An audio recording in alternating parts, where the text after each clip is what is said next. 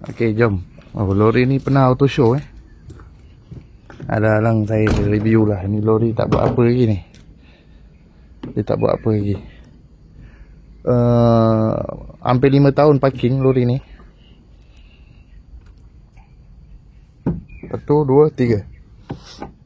Scania Sweden. Ni original dia. 4x2.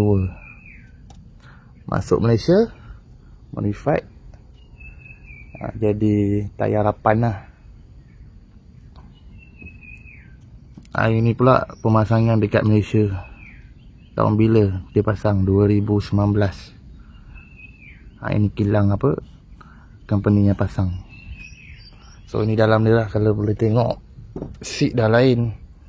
Boleh percaya lah kalau katanya main auto show kan kat sana Memang untuk lori yang dah lama sangat parking, keadaan memang cukup lengkap lagi lah, cukup sifat.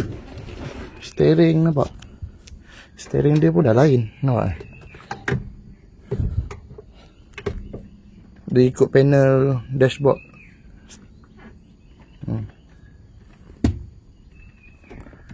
Retarder. Steering dah tak original lah, tapi dia ikut panel dashboard. Inilah dia suasana dalam lori Scania top line macam biasa lah. Tapi masih ada tangga, masih ada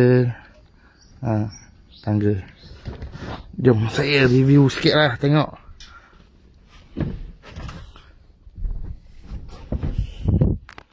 Sunroof. Ini tangga boleh letak balik. Tapak dia. Ini tapak dia.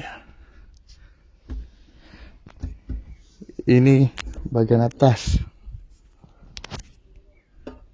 Luas. Tempat tidur luas. Wih, berapa jengkal. Lagi luas daripada kat bawah. Luas atas lagi. Tapi tak ada aircon. Atas panas, kalau tidur kat atas panas. Kat orang putih tak apa kan. Sana sejuk. Kita Malaysia panas. So inilah dia dalaman untuk lori ni. Steering ni boleh tahan